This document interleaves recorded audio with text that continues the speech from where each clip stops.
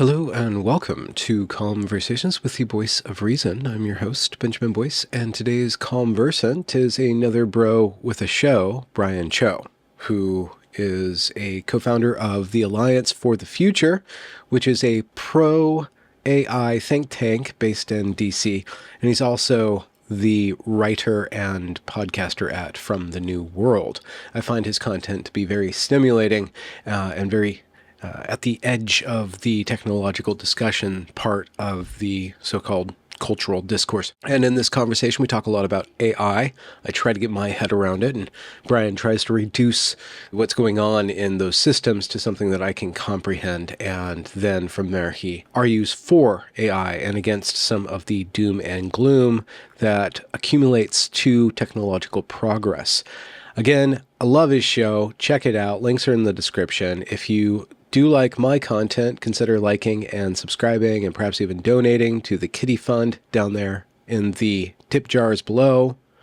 Without further ado, here is Brian Chau. Make this go up. Yeah, there we are. Yeah. How's it going? Good. Very busy Really? for reasons I'm sure we'll discuss. Yeah. Okay. I can't wait. Are you in one of these Wii spaces? Or is this your new aesthetic kind of. for your bedroom? Yeah, I'm in a kind of shared office, yeah. Yeah. You're not turning into a pod man? Maybe for now, whenever I need to take a call. Still won't eat the bugs though. No? Nah. But you're in Canada. That's coming down the pike pretty soon. No, I'm in DC now. Oh. Yeah, I moved to DC specifically to do the AI think tank. Okay. And I've been here for around a month now. AI think tank. Yeah? Let's get into it. I'm hungry. What is AI, and why do we need a think tank about it? Right. So artificial intelligence, I think that there's, artificial intelligence as it's defined academically, and then artificial intelligence as the public knows it. As the public knows it, it's, ChatGPT, it's all of these new bots, Google Gemini, that essentially you can talk to. And those are fascinating, and those are definitely AI. And then from an academic perspective, it's really any kind of computer program that solves a kind of reasoning problem, which is a much wider definition, right? Even something much simpler, like a chess engine, right, would be considered AI. Something like Deep Blue, even though it's not as wide-ranging as something like ChatGPT, or even something like a scheduling system could be considered a very elementary form of AI. So when scientists, especially older scientists, computer scientists, philosophers write about artificial intelligence, that's more so what they're talking about. But I think if you hear about AI in the news, odds are it's talking about ChatGPT or something like it. Mm-hmm. And when you speak of the academic point of view, I think of there being a theoretical and an engineering side of something. Like, there's theoretical physics and then there's engineering. Is there a distinction in the literature or in the modes of considering this stuff as, Yeah, for sure. built as opposed to something I would say of? that the theory of it, there's three layers to it. There's a very abstract kind of philosophical understanding of it, basically looking at stuff like Gödel and saying, are these systems possible in the most abstract theoretical way? And that's, I think, a very interesting field, and a field that you could learn a lot from about reasoning and about complex systems as a sort of undergrad. But I don't think it's too relevant to the technological systems we use today. So that's the most abstract level.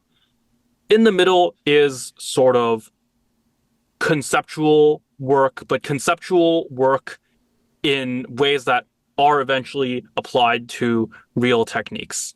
So this would be something like the Attention is All You Need paper, famous paper in 2017 that essentially sets out the general framework for how something like ChatGPT would work.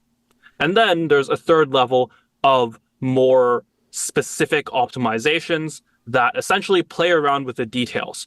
Given this general framework called a transformer, how do I make this into something that runs faster, that performs better on specific types of questions, that explains things in a certain manner?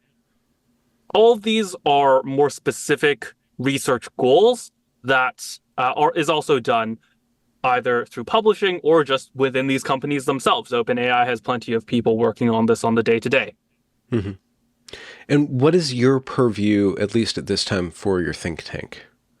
What are you guys tackling? So right now, the landscape for how people understand AI, and here I'm using the more broad version of it, is very undefined. Most people in general, and also most policymakers, have a very loose understanding of AI and of how their possible policies would actually affect the real world. I'm talking about things like explaining that AI has applications beyond just chatbots. So I talked a little bit earlier about this distinction, but the same techniques like the transformer, the models that companies such as OpenAI produce, the same kinds of algorithms, the same theoretical, the layer two theoretical understanding of these processes can be used for all sorts of things. It's used in manufacturing. It's used extensively in farming to analyze crops, see when they're ripe. They're used in logistics. When does Amazon know to deliver your package? When does it know to schedule a large group of orders to one specific place or another? It's used in everyday life. It's used in many research applications, such as discovering new drugs. So the range of applications is much broader than the average person and what I think the average lawmaker is thinking about. So based on that, I think that there are two approaches right now that really define how people are kind of thinking about AI on a policy level.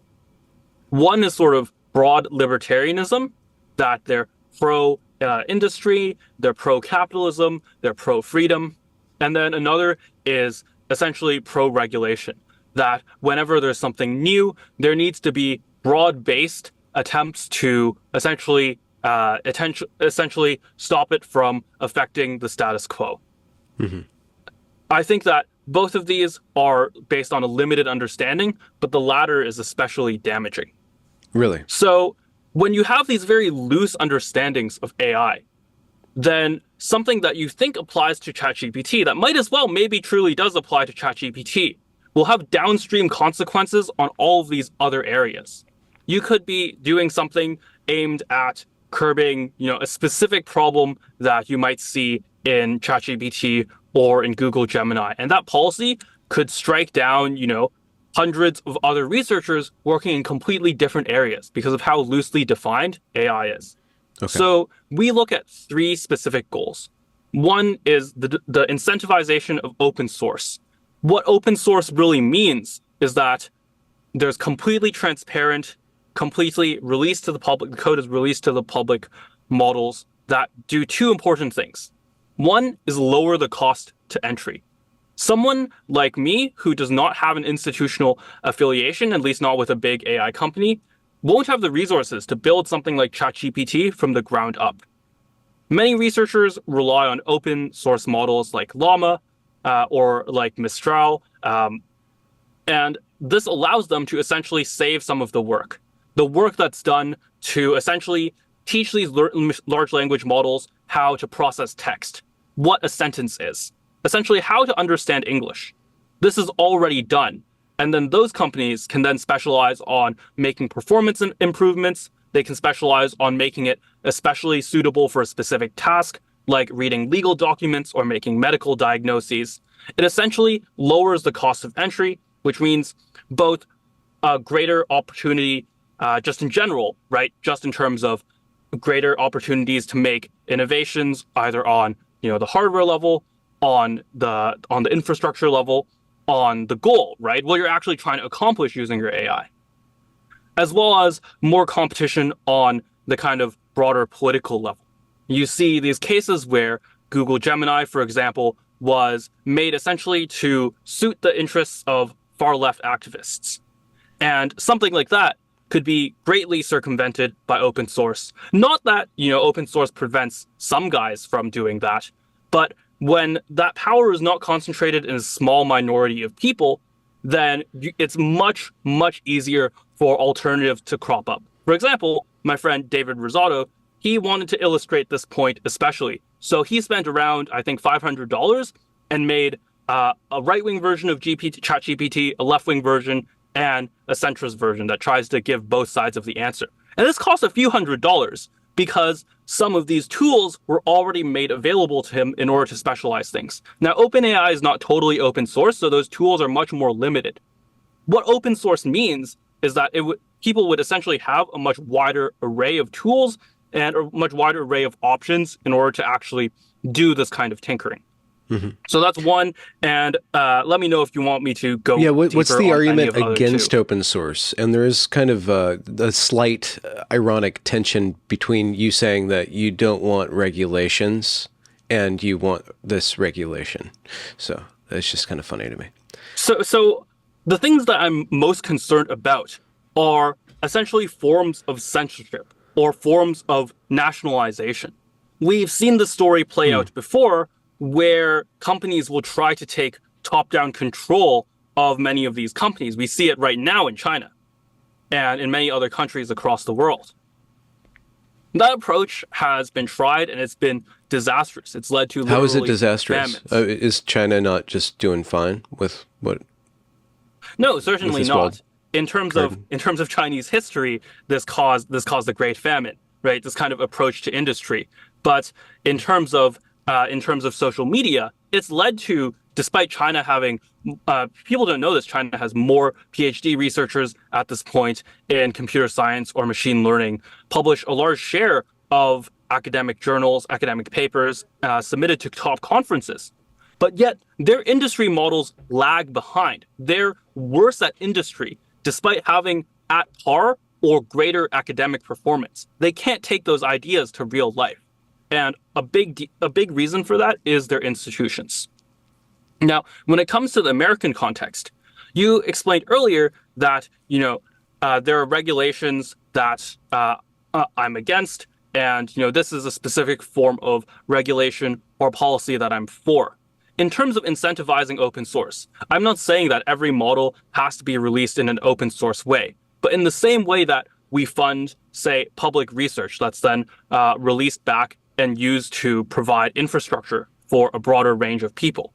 In the same way that we subsidize public goods, I think that this kind of funding model for things that then can be shared and generate much more value in either the hands of people working on private software or working on a much broader array of software, further open source software. That's something where I think that the benefit outweighs the cost. So you can really look at this in two ways. One is making the things that I'm in favor for are making strategic investments, essentially using a carrot approach to incentivize more development. Whereas something I very much worry about is taking a stick approach and essentially trying to take down companies that essentially the ruling class disagrees with. For context's sake, it seems to be the case that AI, or what the public think of as AI, really caught fire probably about a year and a half ago with like these images that came to light, and then ChatGPT, probably a year and a half ago. Why all of a sudden? Like, what was going on? Because it was in development. What brought it forward? Why is it the thing now? But it's got to have been a thing for aeons. Right. It's very interesting because the underlying technology of ChatGPT, which at that time was GPT-3 or GPT 3.5, was available to researchers ahead of time, but they didn't make a huge fuss about it. I think that the short answer is that researchers are very bad at PR. I don't think that's actually too surprising. But when ChatGPT released for the first time, when everyone could log on to chat.openai.com and play around with that tool for themselves. They found fascinating new applications that ordinary people were able to find new Hmm. uses for this tool that researchers just weren't able to do. And I think you see that pattern playing across history. I already talked about why the Chinese approach is actually much worse than the American approach. I think this is a good example. Ordinary people were able to log on and they had problems in their ordinary life, whether it was, writing something in a specific format, right, translating something between different languages. They knew what they wanted to use the tool for. And the researchers couldn't have known that ahead of time. The only way they ended up knowing was releasing it to the public to use. Hmm. So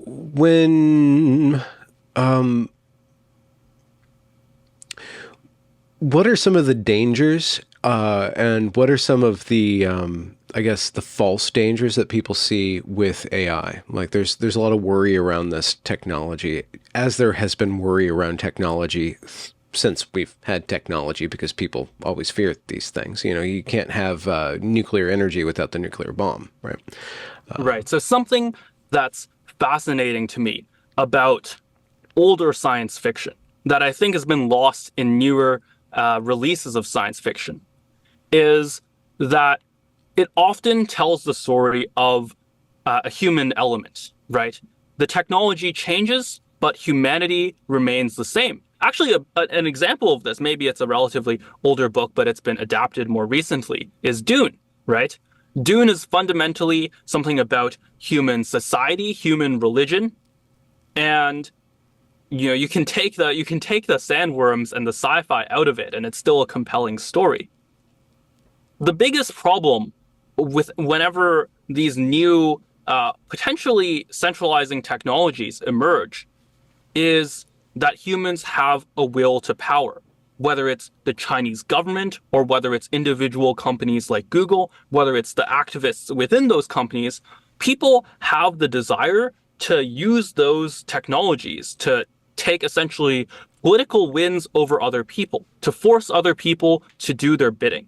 That is the thing that I'm most worried about. And I think it's by far the worry that's been most demonstrated in technology so far.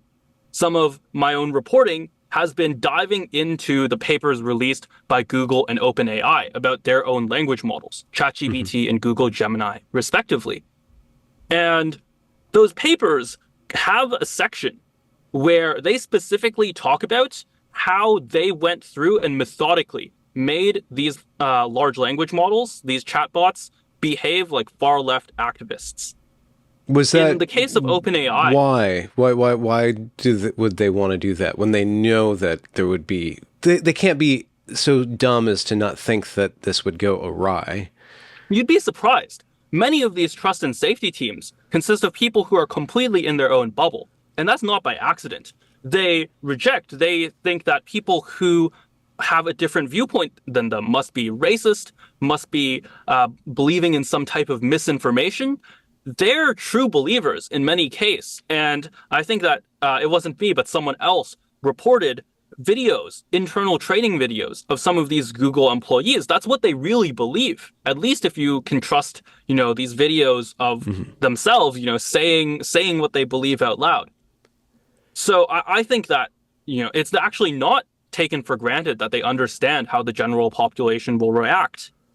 Yeah. So I think that, it's a mix, right? Whenever these people seek to impose their ideology on other people, it's not just a kind of Machiavellian scheming. It's not just that they say, "Oh, I know that the vast majority of people disagree with me, but I'm going to impose my ideology anyway." They actually delude themselves, and you see Yeah. this once again as a recurring pattern across history, right?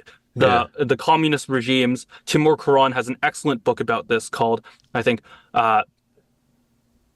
Public Lies, Private Truths, or Private Truths, Public Lies. I don't remember which order it's in, but it's one Mm. of the two, Yeah. where he talks about the Soviet Union and the pattern of lying that people would do. They would lie based on what people around them were saying. And this would make it so that even if an idea was truly believed by a small number of people, if everyone was already lying about it, then you would lie about it instead. And this leads to these countries, Yeah. hundreds of millions of people all deluding themselves into policies that cause themselves famine, poverty, and death. Yeah. That's what I'm worried about when it comes to AI, that Okay. people will use these to spread ideological conformity, that they won't Yes. allow people to freely express their ideas. And I think Yeah. that's something that, you've been concerned about, that we've all been concerned Yeah. about for And that's many been years going on now. forever. Like Grammarly, Microsoft Word, they have a trust and safety grammar check that goes through you. So we know Right, that this exactly. is already in place.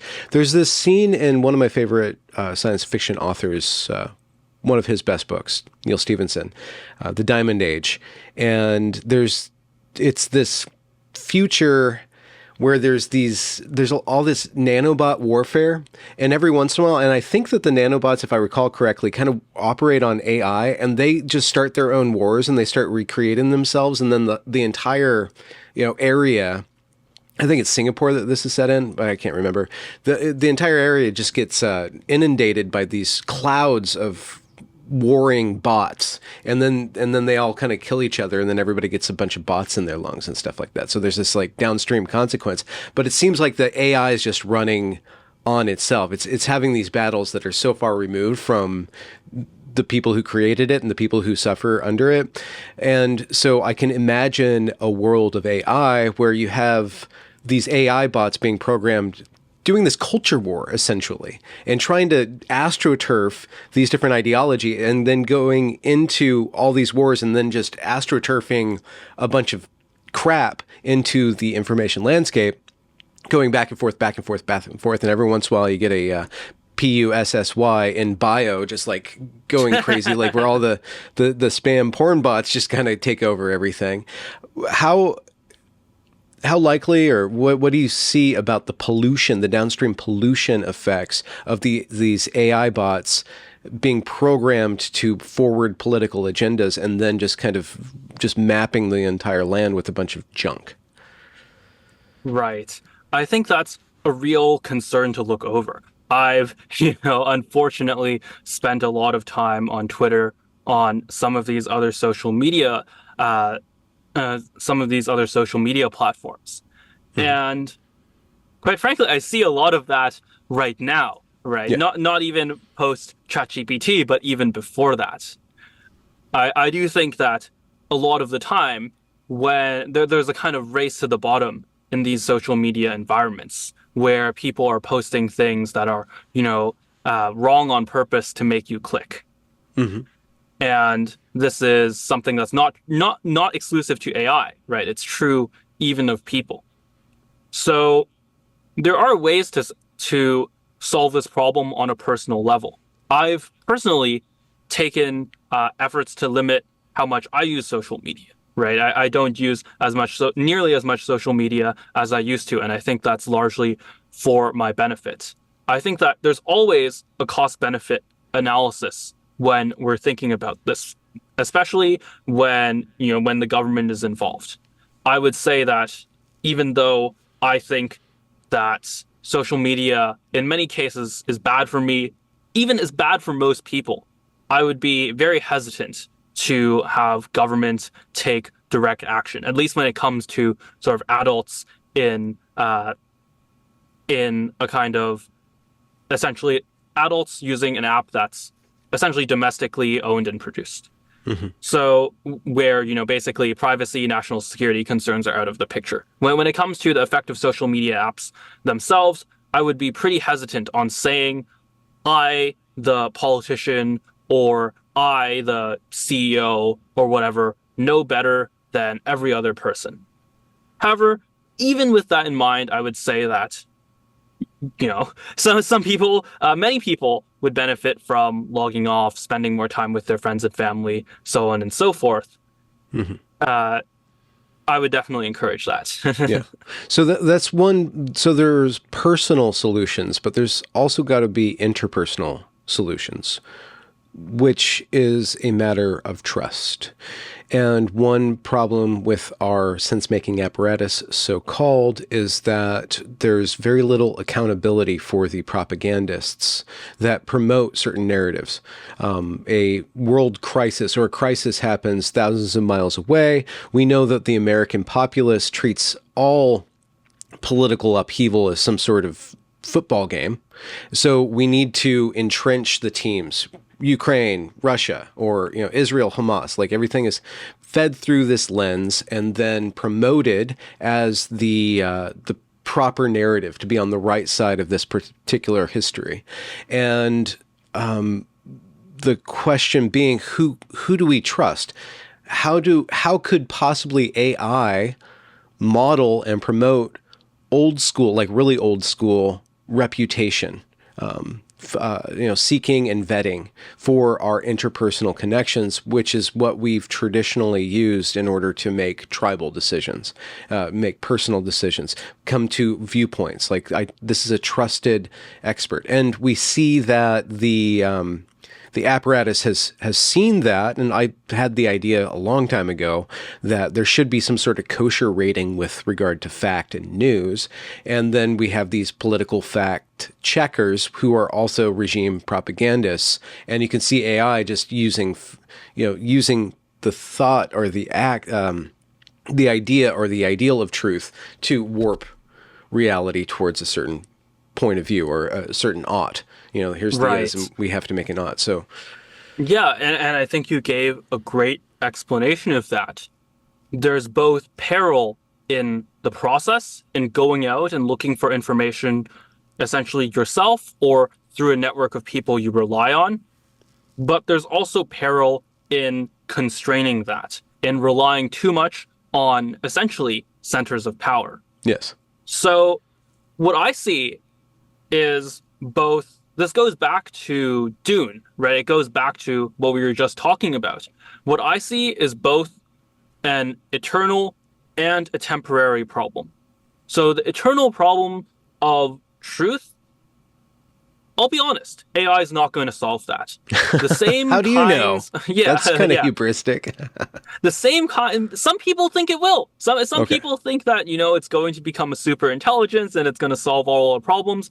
I don't think so. I think that it has many applications, that you can use it in part of your own process in a way that's on net beneficial, but I don't think it's a silver bullet.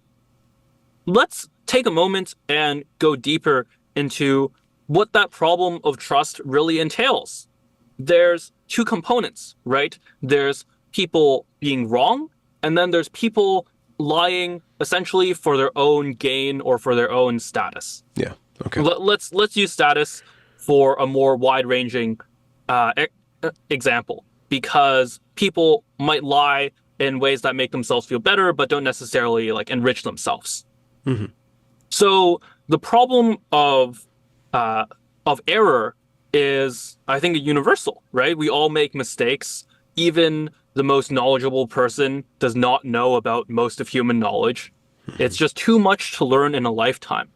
And when you're going through that process, when you're trying the best you can, even the best journalists, the best academics, so on, will make mistakes.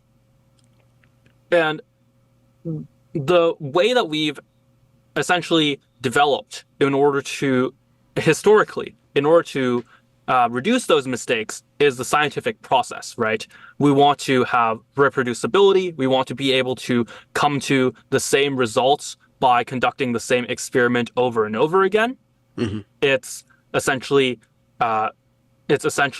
thorough credibility, developing a record of these reproducible productions or reproducible papers, results, observations, and essentially having a track record of that. If someone has gotten things right many times in the past, they're more so likely to do so in the future.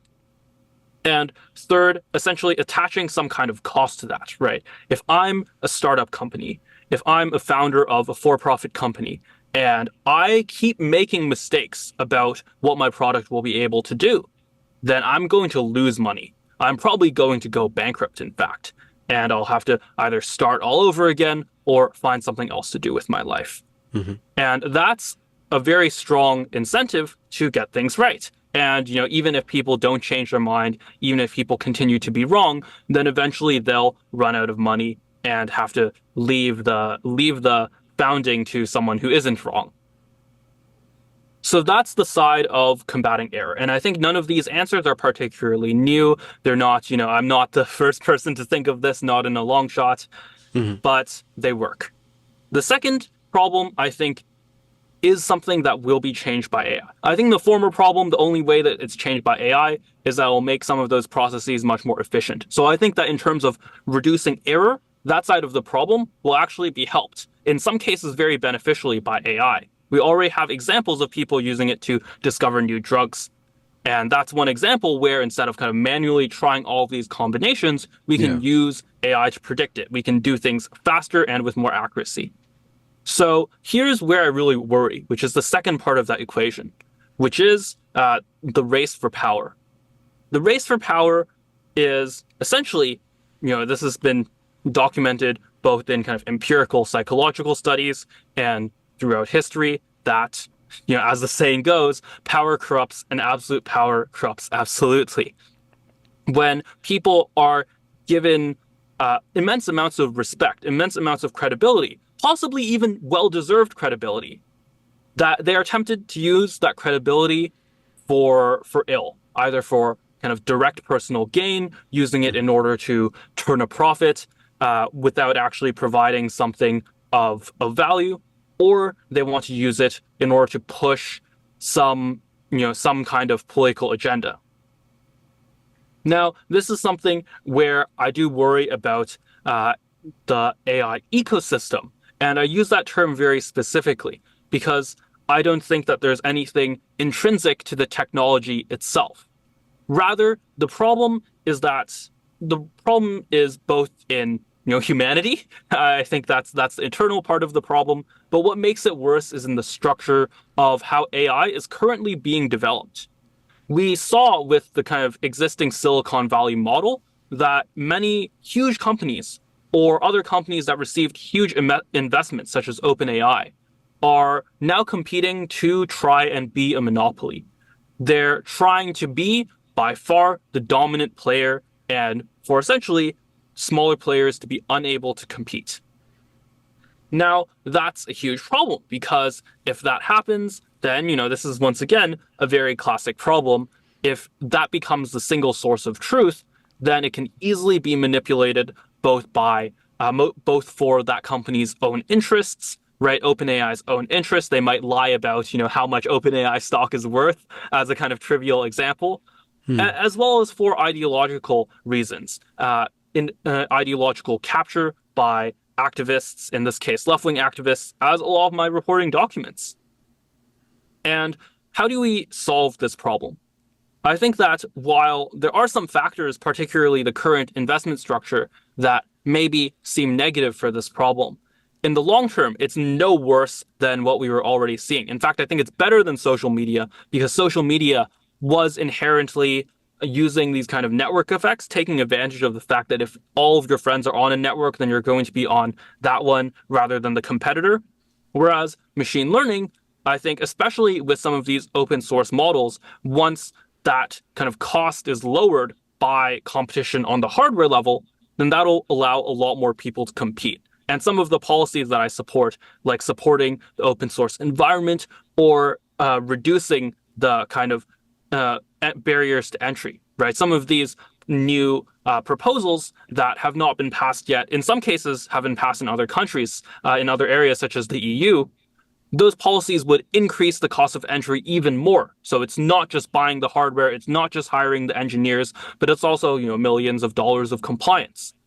I would reduce that, try my best to have lawmakers vote against those kinds of policies that would make it more likely that we end up in a monopoly or a duopoly scenario. Hmm. Hmm. So that's really interesting that the centralized authority recreates a centralized authority by demanding compliance to the centralized authority. So EU, Yes, this even is a though it's kind very of fascinating antitrust, yeah. pattern. This is a very fascinating pattern in kind of development of government that you see these essentially patronage schemes. Most famously, the British East India Company. right? Mm. Hmm. This is, well before the age of AI, even well before the age of computers. This shipping company that the British government essentially created as a shell company to conduct all of this international trade, and ended up being something that ultimately reinforced the power of that existing government. So you see this as a pattern across history, and I don't want to be naive about it. I don't want to be, 100% naive. If AI is coming, then it's inevitably going to be better. I don't think that's true. A beautiful quote from Peter Thiel, which I think is the best critique of many people who I knew in Silicon Valley, many engineers, many, truly unideological people, people who just wanted to do a good job in the technology that they were creating, is this. So this is the quote from Peter Thiel. The future of technology is not predetermined. We must resist the temptation of technological utopianism. The notion that technology has a momentum or will of its own, that it will guarantee a more free future, and therefore we can ignore the terrible arc of the political in our world.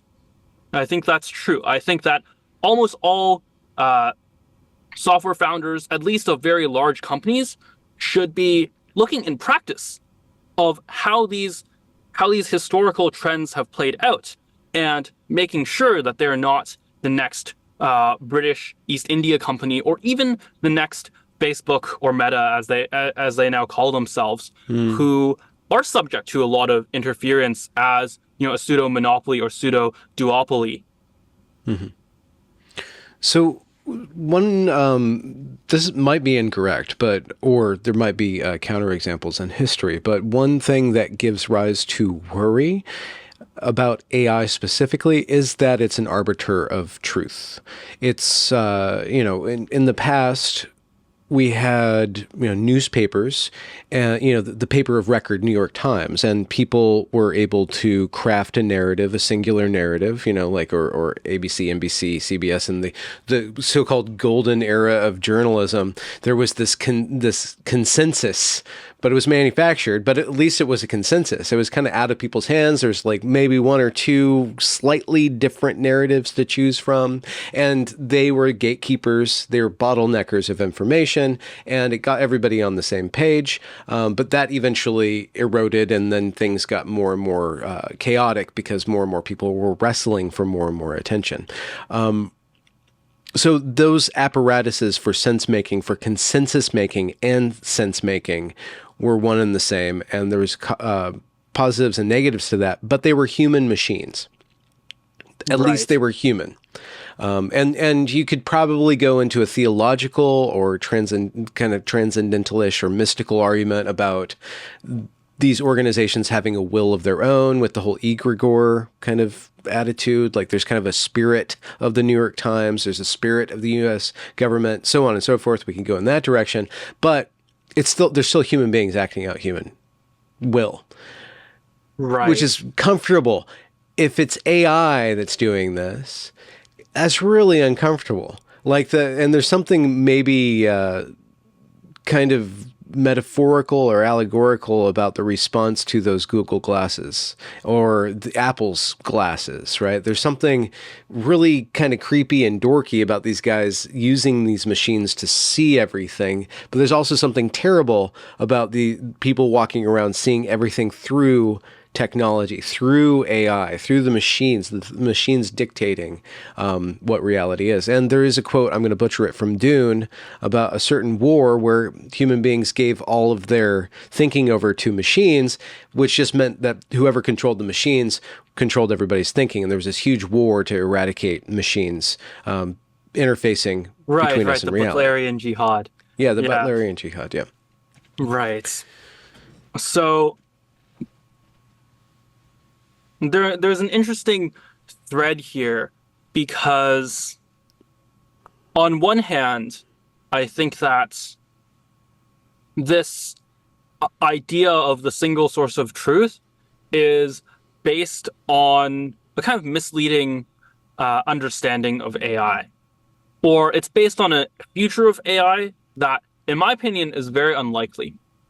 Right now, we already have a strong competition for who will be the top model, who will be the top large language model. But just one layer below that, you have competitions for AI in all sorts of specializations, whether it's medicine, whether it's academic research, whether it's manufacturing, Hmm. right? All of these different industries have different applications of this similar process. And the reason why it's important to reiterate that point is that I think it's very unlikely AI will be a single source of truth simply because it will be more efficient for AIs to be specialized. What do I mean by that? Something that's very well known in the research community is that essentially AIs scale quadratically. That every time you try to make an AI take in more information, or at least store more information, each additional piece of information costs more than the last one. And a simple version of this is that if you have one piece of information, then it would cost 1 unit. If you have two pieces of information that are stored, essentially parameters, right, then it would cost four operations, and so on. That's an oversimplification, but that's the pattern that you have. What that means is that actually, in the long arc of machine learning competition, the thing that is more efficient is a specialized model. So a model that is specialized to read legal documents, Yeah. a model that's specialized to Subroutine. look at, yeah, exactly. And you already see this in some aspects, right?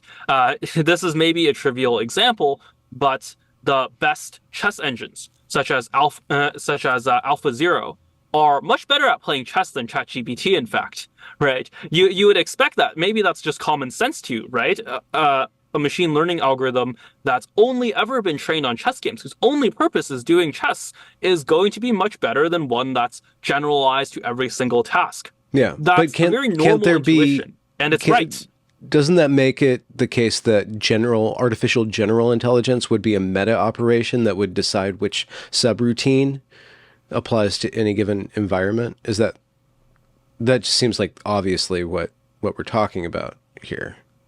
That's possible in more complicated situations. But I think more importantly is the human deciding, right? People have different preferences, people have different needs. It's, I think, very difficult to create an algorithm that just decides for them. At least if you're talking about an algorithm that decides for each and every person in the world. It's very funny because these same kind of broader libertarian philosophical arguments, the ones that people were making about even if a government were 10 times, 100 times, 1,000 times more competent than each of its individual citizens, it would not Yeah. be able to solve these complicated problems of coordination. Yeah. At the end of the day, that's the same thing we're asking these machines to do. And even though it might be better in one specific context, if you let each person decide for themselves what AI they're going to use, then in my view, you'll get a much better outcome. And I think that's also the historical precedent. Mm. We can already look at early examples in industry today, and we can see those examples playing out in that direction too. Well, good. That's what I wanted to ask you. And this is kind of a not necessarily a personal question so much as a self-serving question on my behalf. How could I possibly use AI to in what I'm doing with these podcasts? Right. Do How I are need you to be doing your worried? transcripts? Oh, I I not. I mean, I guess Google does the transcripts, right? But then I guess I could feed the transcripts into the chat thing, and then the chat thing will summarize the thing or like pick out the right clips so I can go viral on TikTok. Is that what it would be able to do? Like, would it be able to recognize patterns in what I'm doing and then extract them for different environments? And Yeah. but the other question would be, do I need to worry about it replacing me? Does the AI necessarily, is the AI going to be a better interviewer than me? Is the AI going to be a better parasocialite than I am? Right. So that's two questions. Maybe Yeah. I'll answer them in reverse, since I think the latter will be really fascinating. It's already piquing people's attention. There have been some attempts at making AI influencers. I think the biggest one is Neurosama, this like anime girl who Yeah. is run by an AI. And there are people who watch her. but she is far from the most popular streamer. So at least in the current day, humans are taking this one solidly. Humans are doing great still. Whether how far that'll be true in the future, I think that especially on the kind of gestalt level, right now actually we still have very big barriers in image generation, creating that kind of continuity, right? If you think of text as requiring continuity in a sentence, the sentence has to make sense. It has to follow the rules of grammar. An image to have continuity, right? You can't suddenly have a picture of someone's hand and it has 4 fingers or has 6 fingers, right? Maybe Hmm. that's a little ableist, but Yeah, yeah. most people's hands. Well, there's at least Um, got to be consistent. yeah, six definitely. That's that's messed up. But um, you have each time you take a jump in how many things have to be consistent with each other, Yeah, it becomes orders of magnitude harder. The kind of complexity, the number of parameters, the size of essentially the data that needs to be stored, the understanding that needs to be yeah, stored becomes yeah, much greater. And so the long answer of this is basically we are very bad at generating videos still, yeah. But and probably will be for the short to medium term. the just a minor point, just to bring up as a part of the speculative aspect of our current discussion.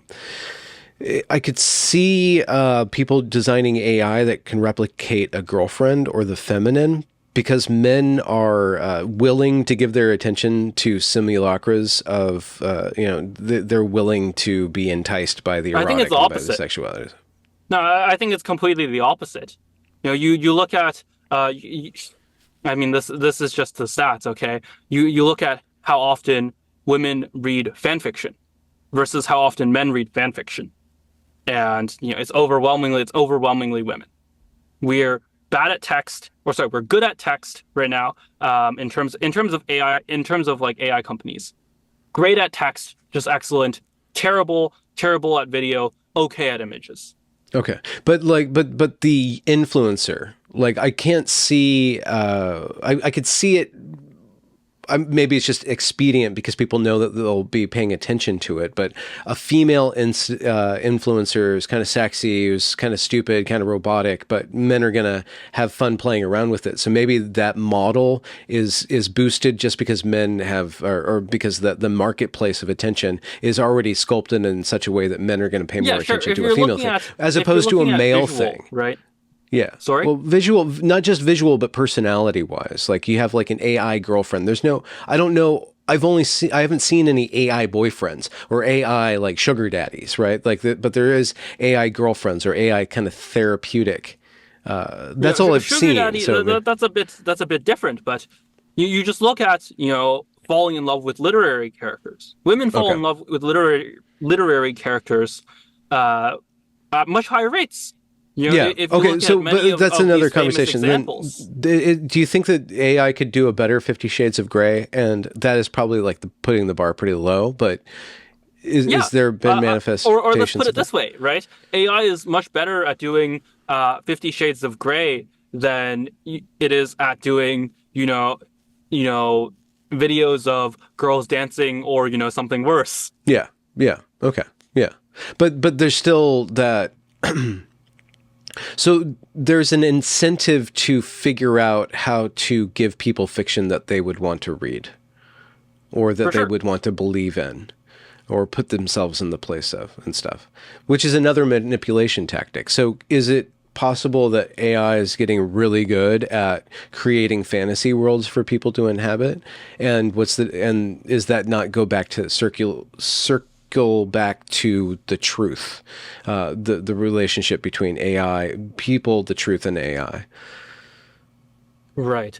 If it gets good at fiction, why I isn't think the it thing that getting good at you're propaganda, implying, right? and I want to bring it out in the open, is that some people don't want the truth, right? Some people want a brighter and brighter, faker and faker fantasy version Yeah. instead of dealing with the truth.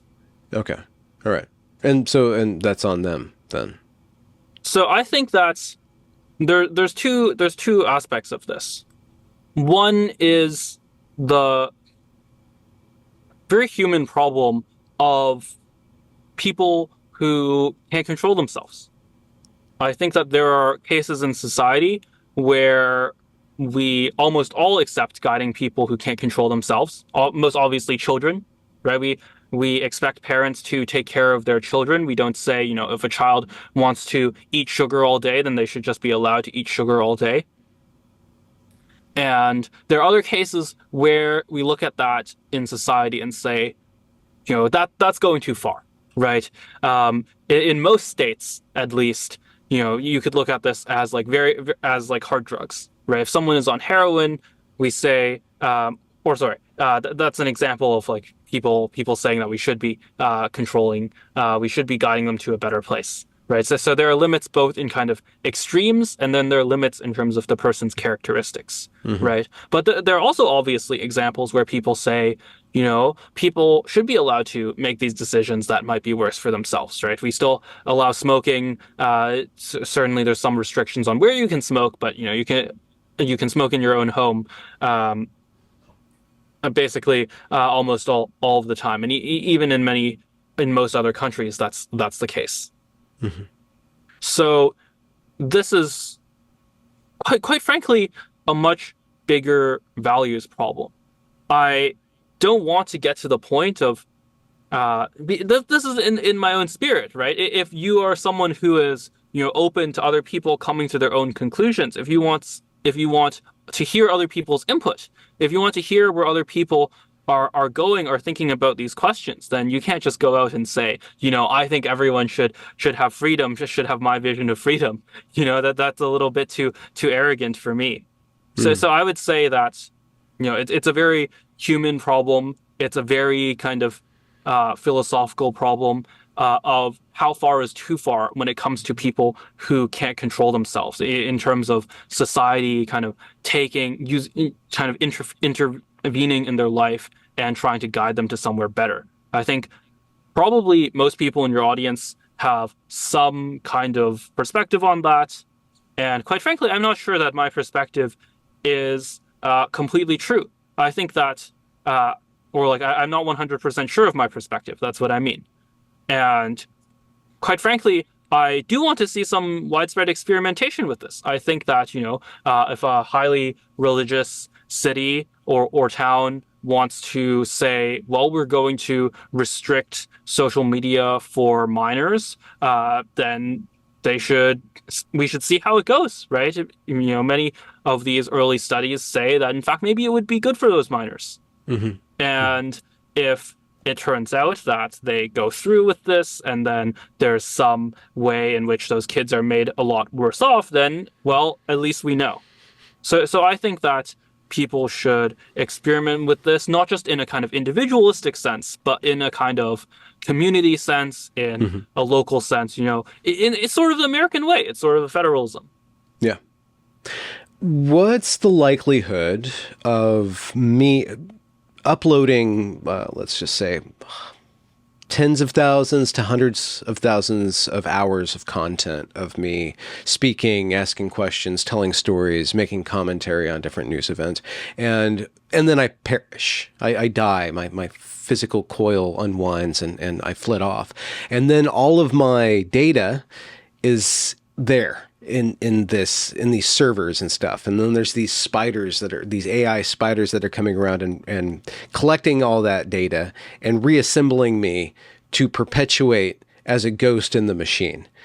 Is that not kind of the future of all of us present influencers, and that our digital footprint will be kind of reanimated just as a matter of course in the future, and that we can expect to see, not just, maybe a William Shakespeare or a Lex Yeah, so this is a Freeman, really interesting some question. paragon of And it's really humanity. interesting because you can kind of try it out now, right? You can ask ChatGPT or ask Claude or any of these other language models, try to simulate a conversation with Adam Smith or simulate a conversation with George Washington, right? And it will mostly not really talk like George Washington, not really talk like Adam Smith, but it will summarize the ideas from their writing. And if you have your voice there, maybe it can use other technologies in order to successfully kind of sound closer to you. Right now, I've actually really experimented with a lot of these audio technologies because I wanted to use them for narrations of my articles, right? I Hmm. write Substack articles in addition to Yeah. doing a podcast. I thought, why don't I try? Why don't I try getting this to essentially save some work for myself? And at least with the technology so far, I am not satisfied. There's a Yeah. reason why there are not automated voiceovers on all of my articles as of yet. Wait, and are Uh, you trying to get yourself or Morgan Freeman to narrate your I'm trying to get articles? myself. Okay. Yeah. There are some preset voices. I don't think it's Morgan Freeman. I think maybe that's actually a bit harder. But there are some preset voices. There are certain voice types where I think it's easier to match Yeah. than others. Yeah. But in general, I think the current technology is not that great. I also worry about, this is kind of the teal thing, I worry about people assuming that the technology will just become godlike. I think uh, Wait, that's are you at the worried very about people least, assuming that? Or are you worried about people I'm worried about people assuming that in which because direction? Like in fear or in hope? both. Okay. This is my main disagreement with the accelerationists, that they think acceleration is already guaranteed. They think that it's guaranteed that we're eventually going to get to something, much more advanced Singularity. than GPT Yeah. 4, that maybe is more advanced than human civilization. I think no, this is hard work. This is something that can be stopped, that has been stopped throughout history. If you look at civilizations that have declined, if you look at Yeah. the fall of the Roman Empire, Or right, and Babylon. not just Yeah. that, but also the Soviet Union. If you look at the collapse of Islamic civilization, the end of the Islamic Golden Age, this is Hmm. not a rare event. In fact, it is almost, The rule. we are the only civilization it has not yet happened to, right? And That's one so, way of putting it. exactly. So many people think it's only a matter of time. So the idea that we will keep advancing our technology, that we will never take a step back, that there will never be a real challenge to our success, I think is extremely naive. I think that it is a kind of ahistoricism, it is a kind of hubris that makes people not take, but that two things. Number one, makes people not take these human questions seriously enough. And number two, focus far too much on the problems of this kind of end state instead of an intermediate state.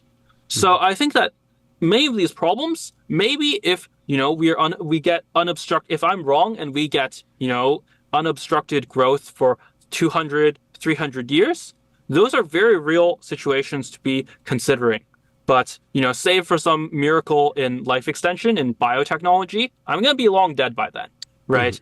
The problems that we can solve, both in terms of that we can do something to address, and in terms of problems we can even comprehend, right? That we can even look at, that we have precedents for, that we have examples for, that we have and that we have products to actually modify and test and experiment with the real world. Those are problems that are much closer at hand, and that's why I like focusing on them. So to return to the original question, when we're talking about these scenarios of not just the extreme like Terminator scenarios, but even the ones where basically people have no problems other than having too much fun or having too much distraction. I do think there are kind of local versions of this problem that are kind of evidence based, that are based on things in the real world that we can observe, that we can look at, right? Take the example that I had before of social media. We can look at schools where phones are banned and where social media is banned, and we can look at schools where they aren't. Right? This is a real problem that can be solved with real evidence right now. Hmm. And then there's far off speculation. And I think that honestly, the best way to solve the problems of the future is to solve the problems of the present. That this is, so sorry for going on a rant, but this is No. a very long problem. This is a problem I've been dealing with for a very long time. These sort of, and it is particularly bad in Silicon Valley, where these, basically influencers who are, suddenly very well funded by people like Sam Bankman-Fried, they love going in circles with analogies and with speculation and with assumptions, and all of that is based on a model which does not actually interact with the evidence we're facing today. The evidence we're facing today, both in terms of hardware slowdowns, which is what I've reported on before, both in terms of these very real kind of adversarial threats in terms of government, in terms of competition, in terms of just technical problems that might arise, such as data contamination. Those are much more interesting from a kind of philosophical perspective, in my opinion, because these are questions that can actually be answered, right? These are questions that you can actually get to the bottom of, that you can make predictions and you can see how the predictions turn up in 2, 5, or 10 years. Mm-hmm. And also problems that you can do something to affect, that you can actually do something that actually matters to people around you, that matters to your friends, that matters to your family, that matters to your countrymen. Mm-hmm. And I think that both of those things make these problems both much more interesting and, quite frankly, just much more serious. Hmm. So there was something that happened a couple of weeks ago where ChatGPT, or one of these large language models, went crazy. It started just doing weird things, and somebody's saying that this is just going to happen. It's all going to kind of go psychotic at all. Do you know anything about that? And what's the likelihood of these systems getting so complex that they just collapse because they're missing some sort of sane ingredient that we can't model? Yeah. So the ChatGPT example, from what I heard, it was basically a resource constraint, right? They did not have enough, essentially, servers running. That's okay. a bit of a oversimplification, but essentially it was a resource constraint, and so it just appeared to be going crazy, but it was something else was. But like the resource constraints cause it to go crazy. But it's a problem that they know how to fix, right? And did fix. So what I would say is that you're right. The takeaway from that is that there needs to be backups. People can't be 100% reliant on these machines. They need to know how to function on their own. Once again, it's a kind of cost-benefit situation, right? You have these machines that you are able to use as tools, right? That's the best way to think of them. You might have a car, but you still need to know how to walk in case your car breaks down, and you can't be the guy from WALL-E. You have a computer, right? We're talking online right now, but it's not like if I turn off the screen, then I'll never be able to schedule a meeting with someone in person, or call someone over the phone. Go to my local mailbox and send a letter, right? Or go to my local post office and send a letter.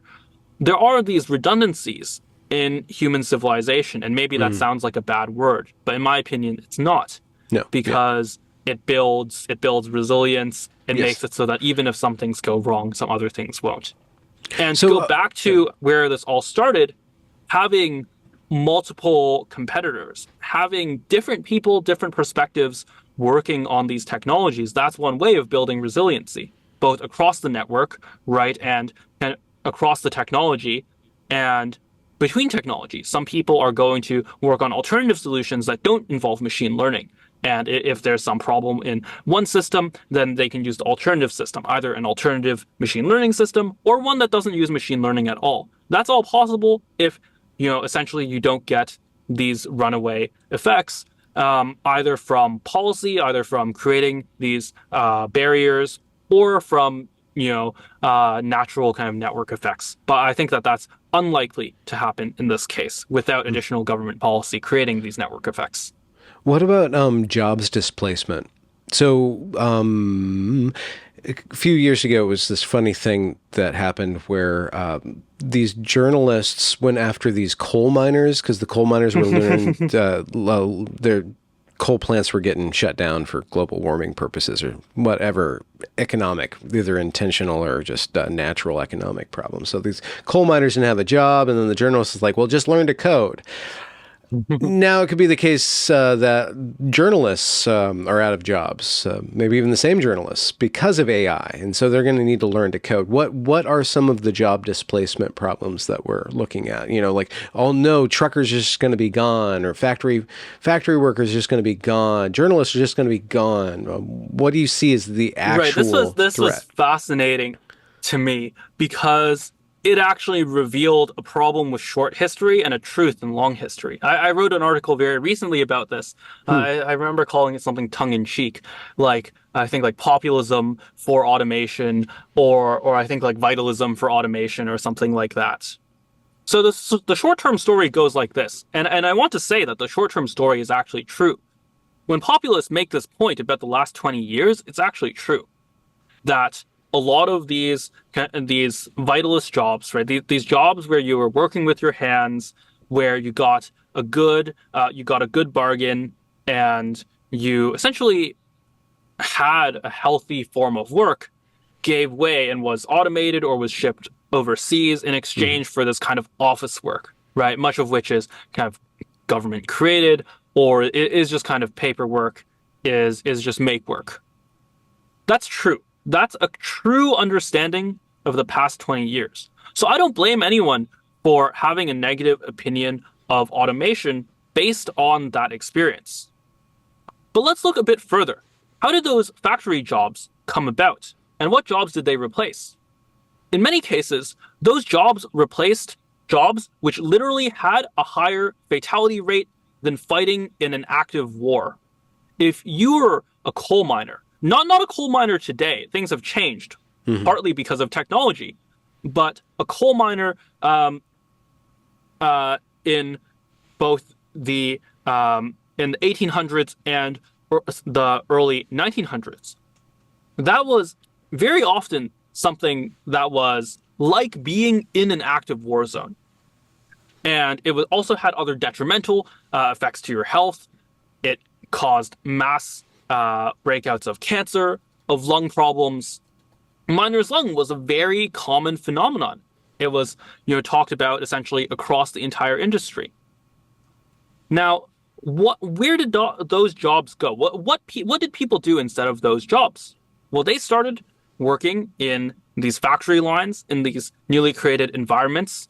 They started living Yeah. in suburbs that only could have happened because we invented and mass produced cars, right? Think of how many people today still live in a suburb who drive to wherever they work. And it was the same case back then, right? The meme goes, having a house, a car, and kids with only one income, right? That's the kind of populist meme. Hmm. But in many cases, that was enabled by replacing these older, much deadlier, much kind of lower quality of life jobs. And then you go even further back. What were people doing before that? Subsistence farming, right? These things that literally had to lead to massive tribal warfare because there just wasn't enough carrying capacity. There wasn't enough land, and so people had to fight all these wars over land, right? Going from metaphorical, if we go back in history again, we go from metaphorical war zones to literal war zones. Yeah. And that once again gave way to a more efficient, a healthier way of farming. So the story, in other words, I understand, and in many cases it is because of deliberate economic policy, deliberate, you know, a form of a form of really like policy directed against the working class that the last 20 years happened in the way that it did. However, in the long arc of history, in terms of, looking at hundreds or even thousands of years, automation has made people do work that is better for them, that, in many cases created the circumstances Hmm. that they reminisce to, right? That they look back fondly upon. If you think Hmm. about, if you make a timeline of all of human history, right? Yeah. 1960 is very, very, very late. Even in civilizational history, it's very, very, very late. And so the idea, the common sense idea is that, at least all the automation up to that point, they should agree with. Now, what Hmm. I'm saying is that AI will be more like that first type of automation than the second. And here's why. AI, in many cases, especially right now, is best at the most mundane, boring, repetitive tasks. It's, the HR compliance, it's filing your taxes. Who's woken up and really thought, I'm so excited to file my taxes today, right? Those are the kinds of jobs that AI is replacing. And I think that much like before, you could certainly during the age where kind of these very, very dangerous mining jobs or kind of railway construction jobs were being automated or were being changed with procedures that made it so that you didn't have to risk your life every time. Whenever that was happening, right, people would say, I don't know what jobs uh, it's going to create. It looks like it's definitely going to create a lot of them, but the jobs that are being eliminated, they're devastating. They're some of the most painful jobs in all of society. And maybe, that's a bit melodramatic for today, but it's certainly some of the least healthy and least productive jobs that I think are being eliminated by this technology today. Hmm. It's very funny because, like you said before, it's exactly the jobs that these populists kind of deride. Hmm. So, what's some in the short term? What are some of the things that your think tank is pointing to? I mean, I guess summarize, or we can have AI summarize for us, like what you've already said. What are some of the things that you and your crew are working on, and what are some of the things that you yourself are working on? Right. So maybe I kind of buried the lead here. So in the paper that Google published about Google Gemini, their version of a chatbot, they talk about how the trust and safety team that made their model output these far left answers, conform to these far left viewpoints, was constructed by recommendation of the Biden executive order. So, first is just defense. To look at all of these ways in which government levers are used in sort of sub-legal ways that, they'll reach out to government, they'll ask kindly, or they'll reach out to all these companies, they'll ask kindly for them to censor and to conform to these far left viewpoints. Maybe not, fully utilizing government force in a way that would go against the First Amendment, but in many cases is kind of encouraging these companies to adopt these far left viewpoints. First of all, we need to defend against that for sure. AI is the free speech issue of the decade, and it'll not just be used in communication. Like I said before, lawmakers underestimate, and I think most people underestimate how widely it will be used. And if it is left to, these ideological activists, then that's an even bigger problem. However big of a problem you think, social media censorship and, the Hunter Biden laptop was, it'll be 10 times that at the very least. Hmm. The second is so first of all is just stopping these kinds of crackdowns, stopping this kind of abuse of power. Second is incentivizing open source, incentivizing both from a kind of public goods perspective, from a kind of, net positive, just creating more opportunities, creating more resources for a lot of these open source development projects that anyone can use. So just creating more tools out there that'll make your life easier. From that perspective, and from a kind of competition perspective, from making it easier. We have competition right now from companies like Mistral, which use Llama, the open source model that Facebook released. So we're already seeing, open source develop, even without any kind of government support. We're already seeing that develop and reap benefits for competition. And Mistral, my friend David Rosado did this report, is one of the less biased ones. We're also seeing kind of private competitors, not necessarily open source, but competitors such as Anthropic release a model that, according to that same report, is much less biased than something like ChatGPT or something like Google Gemini. So we're already seeing that when people are given the opportunity to produce a fairer and in many cases just factually more accurate model, right? Many of these far left ideologies don't just go against, expressions of opinion or belief, but go against reality itself, lie about facts, right?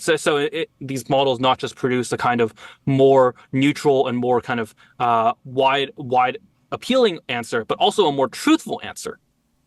And that kind of supporting that kind of open source infrastructure for even more people to compete along these lines.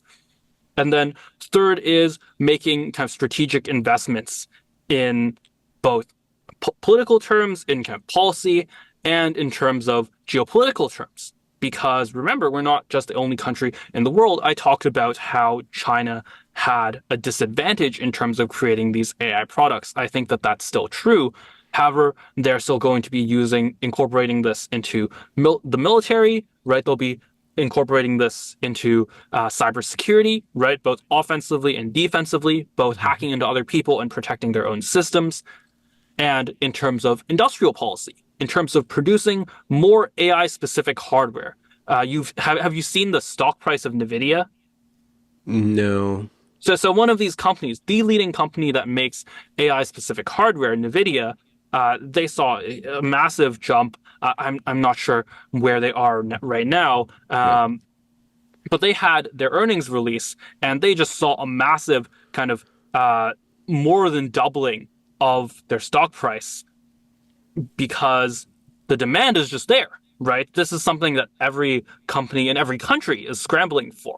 So making those strategic investments, both in a kind of deregulatory sense, making it easier to build and making it easier to essentially research these new technologies, but also from a kind of strategic sense, making sure that many of these supply chains aren't vulnerable to Chinese interference, Chinese spying, or spying from other adversaries such as Russia or Iran. I think that's also crucial because if they can spy somehow through things that are implemented along the supply chain, right? If you're having a part that's manufactured in China, then you can't be sure. In most cases, you can't be sure that that's not interfering as long as it's a relatively complex part. So making sure all of these processes are produced in safe, in secure, in difficult to disrupt ways. Is Another angle to it, and it's not just us who's working on that, but many friends in different institutions as well. is there any geopolitical competition other than for development of AI other than the United States and China? Is that basically the two places, or is there Europe and Russia? Like, is there like an actual competitor, like a third competitor? So from a research perspective, it's overwhelmingly the US, and it's somewhat that there's some competition in China. I think there's some alternative startup that got announced that was in the UK or something, but Okay. it's overwhelmingly America, very very dominant right now. In fact, like China is trying to get a hold of chips that are these kind of microchips that are produced by or at least researched by American companies, and they're subject to export controls right now. The US government will stop companies such as NVIDIA from selling to enemy countries such as China. And yeah, there's right now America is the lead in terms of that. In terms of manufacturing, here's where I get to the point about the supply chain being very critical. Hmm. Right now, a lot of the actual manufacturing, not the research, but the actual assembling production of these microchips is done in Taiwan. So that's it's an American ally, but it's one that is very vulnerable. So having And both that can't be oh, changed easily. You can't easily. just Well, that's you can't just that's the build the same sort of infrastructure that Taiwan has in Arizona or something. right. So you're seeing this right now. So Biden passed the CHIPS Act, which actually was some parts of it were in the right direction. But Oh, what was he did interesting something that I can be proud of. wait until you see how it unfolded, though. My Oh. friend Chris Nicholson and someone else who I don't remember off the top of my head published a recent report about how many of the kind of construction concerns are being sidelined by all of these special interests, to unions, to DEI. Yep. I think that's what his report focused on. Yeah. But you see Of that course. the current state of U.S. policy is just not taking this seriously at the moment. It does Yeah. not understand that this is something that is a fight for our future. I mean, Alliance for the Future, it's the name of the think tank. I really believe it, that it's a fight for our future. And you see, like the problem with the CHIPS Act is not that the kind of core substance was wrong. It was that it was constructed in this just incoherent way. Yeah. It was constructed in this way that was more prioritizing, giving everyone a seat at the table Yeah. than, actually getting the job done. And the result is that the job is not actually getting done. They succeeded in giving everyone a seat at the table. They did not succeed in getting the job done. The factories are, in fact, still not built. Yay, representative democracy. Yeah, and part of those reforms, that's something that's much more difficult, but also has much more wide-ranging support from, right? This entire conversation about industrial policy is one that's increasingly widespread, is one that's increasingly adopted by smart people across the aisle. I do think this is a real case where there is a lot of optimism for bipartisanship. People like Ezra Klein, for example, he wrote an article in the New York Times called "The Problem with Everything Bagel Liberalism," right? Pointing at exactly this coalitional dynamic. Whenever there's a new bill, they always want to pass out something, a little bit of something to every single political constituency.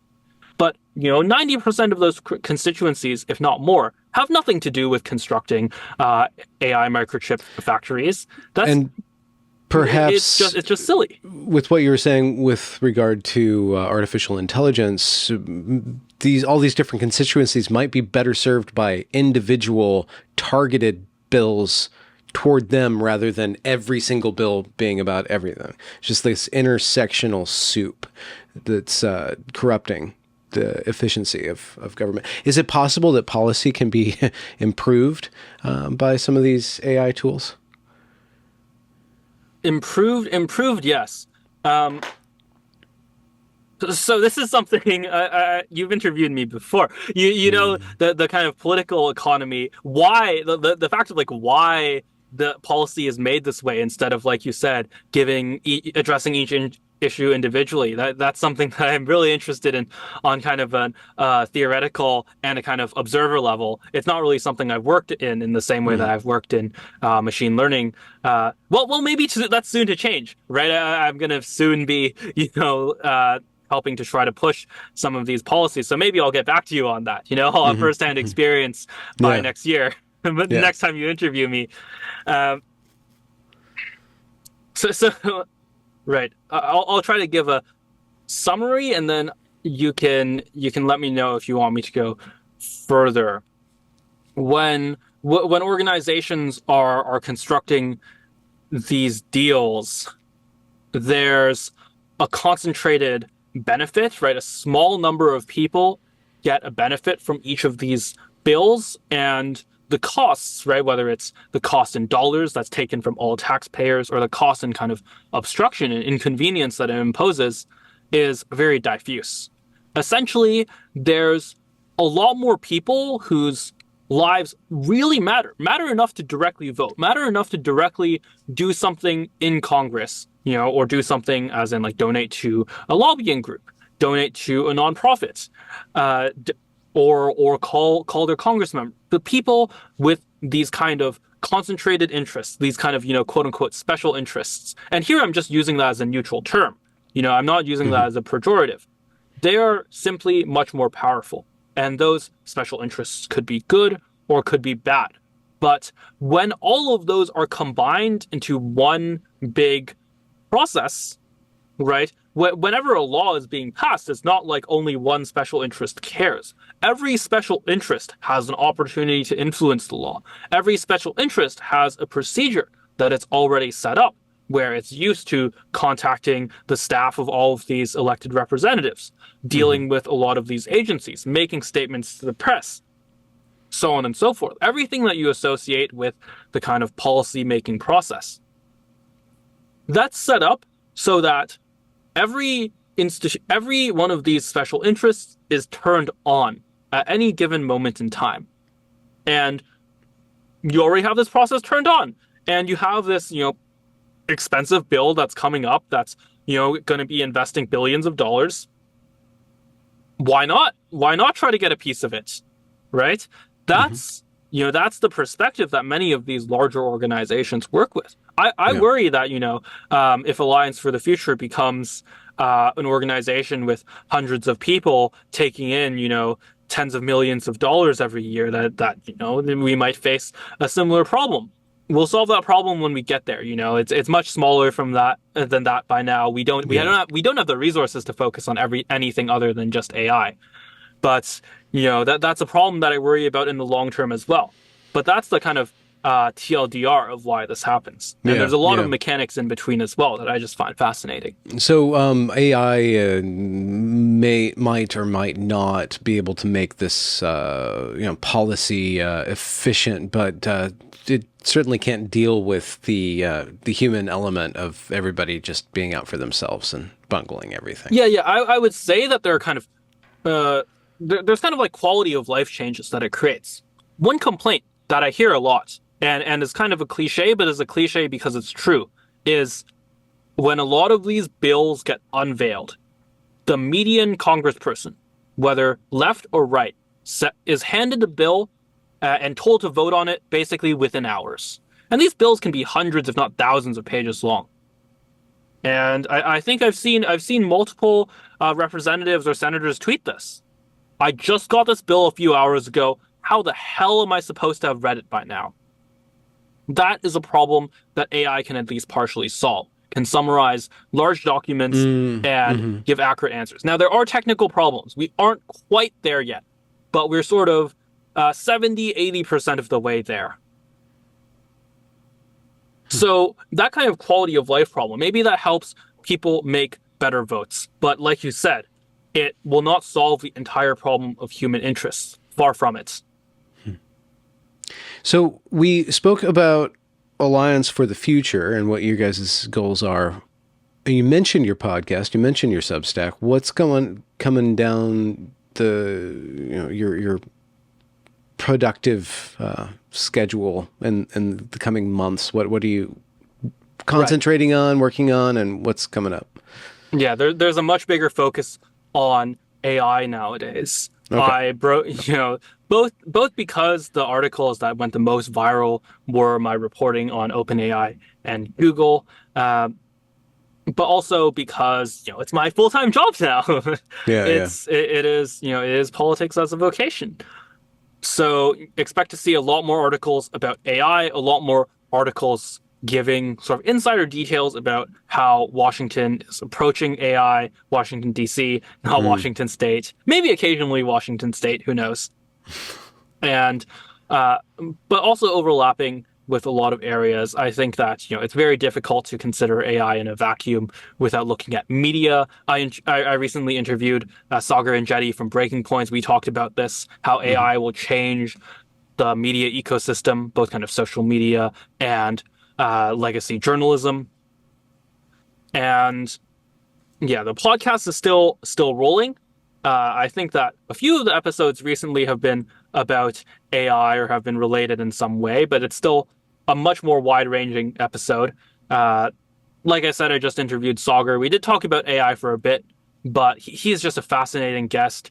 We talked about, the history with FDR, with LBJ, these kinds of the kind of lying and the kind of political coalitions it takes to really change the parties in a different direction. Right? Hmm. People keep wondering about uh, how Donald Trump has changed the Republican Party, and you look at these figures like LBJ or FDR, and the way that they actually got things done, the way that they actually created a huge policy shift was by basically talking out of both sides of their mouth. There are many ways that Donald Trump might lie, but I would be very surprised if he went to all these pro free trade groups and said, we're gonna have the most trade, I'm gonna create huge amounts of free trade, that's not what he does, and maybe that's not sustainable. That maybe that's not possible in the current political environment. But that's definitely what LBJ did. He went to these Southern senators and said, I'm going to limit civil rights as much as possible, and then proceeded to sign the Civil Rights Act. Mhm. Or FDR, a total redesigning of the government bureaucracy, and that happened. Every thorough step of that process happened in the same way. That's how he got the votes, Mm. and at least in the first part, at least in his first few terms, and and yeah, these kind of fascinating political problems, Yeah. these human problems, they're not something that at least the podcast, and I do think I still write, maybe 1 in 4, 1 in 5 articles are about these kind of human, political, and economic problems. These things Well, I've been fascinated with. at the risk of sounding condescending, I think this is our third time in as many years as we've spoken, and you've developed quite a lot, and your writing is just becoming just stellar stuff. So I'm just really enjoying, especially your Substack, and Thank you so much. your presence. I try. You're meteoric, Brian. Yeah, and I do think I agree with you. And I'm I think glad. that, Cheers for yeah, getting out of Canada too, yeah, yeah. before they mated you. No, oh no, yeah. So say the name of your Substack and your podcast out loud so people can find it, but it'll be linked in the description as ever. Right. The Substack is From the New World, so from the new dot world, and the podcast is of the same name. You can find it on any podcast app. If you're listening to this on a podcast app, you can find it here. Mm-hmm. And if you only want to see the AI stuff, that's pluralism.ai. It's the same newsletter, but it's a subsection. Okay. And then the website or the think tank is Alliance for the Future.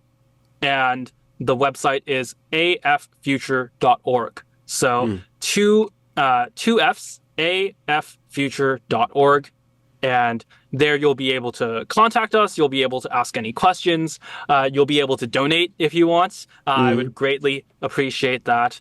And, really, if you are interested in reaching out to us, I read every single comment, every single message that's submitted to the contact form.